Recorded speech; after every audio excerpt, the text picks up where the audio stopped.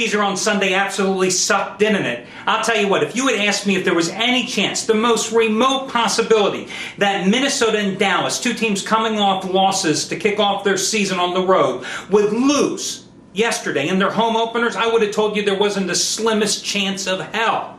Absolutely no chance in the world. And that's why I went ahead and played them in a teaser, because I thought, hey, I'm getting Minnesota, I'm getting Dallas, they're almost virtual pick-ems at home, laying about 1 point in both games. Would they possibly lose those games? Was I wrong? Oh my God. I mean, big time, because the only people that made money yesterday on that teaser were these guys in Vegas. I'm telling you right now, I mean, what a bad pick. But here's the bottom line, guys. You know, I mean, it was a loser. And it was a 15-dime loser. And that doesn't erase the fact that I'm on a 57, 34, and 3 NFL run the past 3 years, good for 340 dimes. 21, 12, and 1 with the last 34 picks along the way. 15, 7, and 1 the last 4 weeks with my college and pro picks, including 7 out of 10 in the NFL. And those 15-dime plays, even after losing yesterday, still 26, 9, and 2 the past 3 years. Now, I realize not all of you were along for the ride, but, you know, not to be crass, but I can't help it. I mean, you know, I've been here, and that's the thing. You know, I don't let one loss stop me. I don't lament the losses. I don't celebrate the wins. You know, I'm very transparent. I've told you that many times. What you see is what you get. And let me tell you something, guys. This is truth, be honest to God truth. This is what really shaped my philosophy about not lamenting the losses, not celebrating the wins. Exactly 2 years ago today, Pittsburgh and Philadelphia were playing. It was a Sunday night game. I think it was in Philadelphia. I had the Eagles in the play. It looked really good, and then they started choking in the fourth quarter. Well, I had about 6 years ago some major surgery. We don't have to get into details, but it was major surgery. And I've had a lot of repercussions from that surgery over the years. Well, that day I knew something was wrong when that game was being played. And I told my wife, I said, we got to get to the emergency room kind of fast.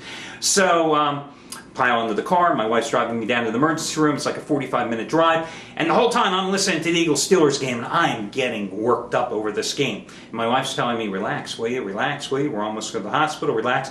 I'm online, looking at this game, watching it in the car and stuff. And finally, the Eagles managed to pull the game out, get me the win and the cover. We are literally in the emergency room parking lot. And I'm telling my wife, hold on for a minute, let me update my website so I can be done with that, because I know they're not going to let me take my computer into the emergency room. Because you know what the emergency rooms are. ERs are the place where you hurry up to go to die. I mean, literally. That's how sick I was. Maybe physically, definitely mentally that night. So we go into the emergency room, you know, and I'm watching the Sunday night game, whatever the heck, or the post-game show on the TV in the emergency room. Oh, fancy emergency room booths. Had TV, had a remote control. I mean, it was really pretty fancy. About a half hour later, after they hook you up to the IVs, the tubes, blah, blah, blah, nurse comes in. They want me to sit up to take my vitals. No problem. I sit up. Next thing I know, it's like lights are going out, guys. You know, it was one of these things where I felt that numbness start from my toes. Next thing I know, I couldn't feel my legs, couldn't feel my arms. And all of a sudden, the room started going black.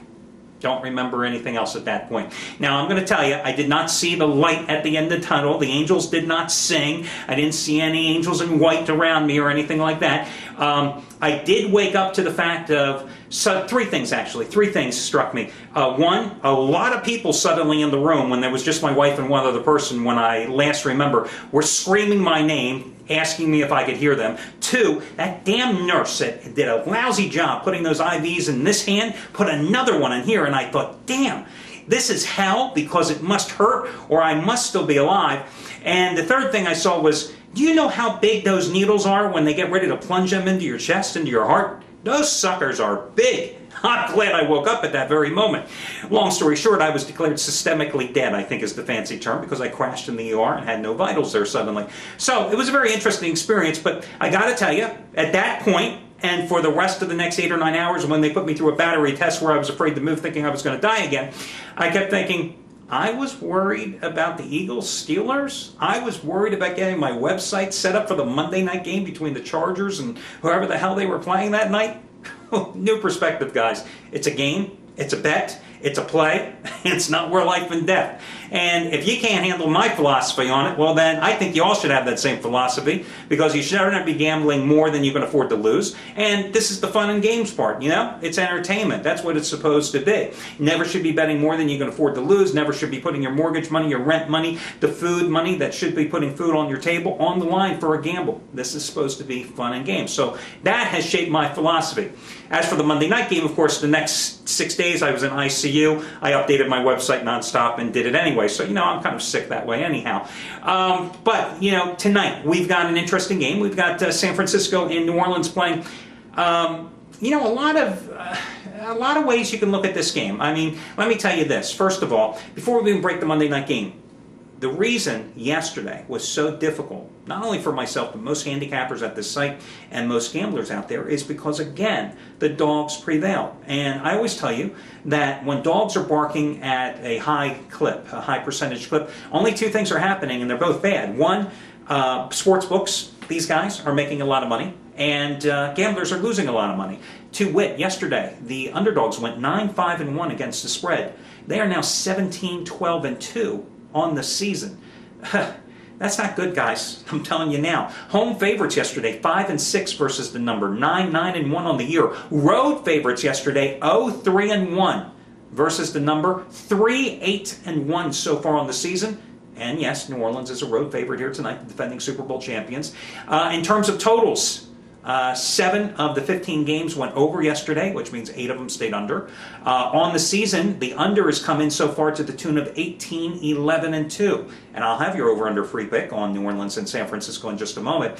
But the one thing that you can take to the bank is the straight-up winners.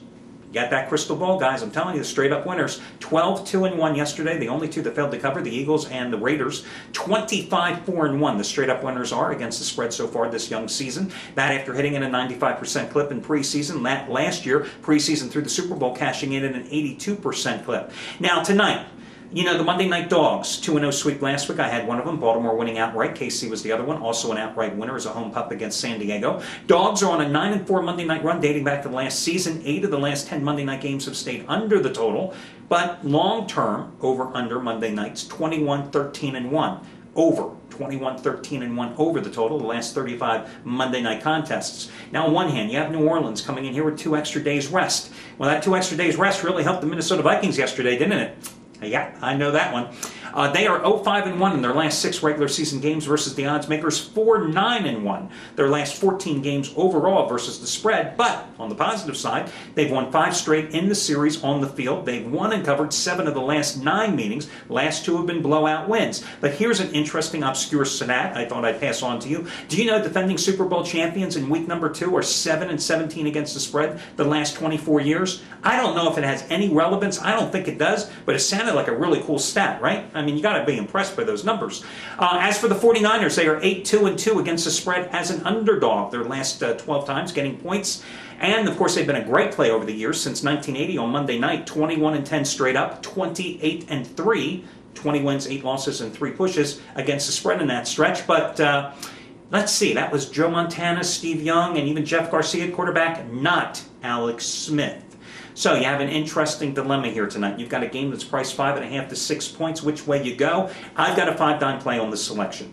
5-dime play also on 2 baseball games. The Tigers and Royals, the White Sox and A's. These 5-dime plays since 4 Mondays ago. I'm 30 out of 47 with a push along the way. 30-17-1. That's my 5-dime trifecta. That's what I've got going tonight. In terms of the total in this contest, I think the number is low. So I think you go ahead and play this one over. It's currently sitting right around 44 points. People see that the Saints only scored 14 points in their opener at home against Minnesota, but Vikings had a great defense. Let's keep that in mind. And they've had 2 extra days to get any offensive kinks out of their system with extra practice. As for the 49ers, they see they only scored 6 points at Seattle last week. Well, hey, look, you know, San Francisco has the offensive tools with Frank Gore and a great crew of receivers and a great tight end. You got to think they're going to put more points on the board tonight. I think this one is not a defensive battle. I think you take advantage of the public misconception and the fact that the odds makers have played into that, setting this number low, trying to suck you in on the under. I say instead, you buck the trends, you take the over in this one. The over is your freebie.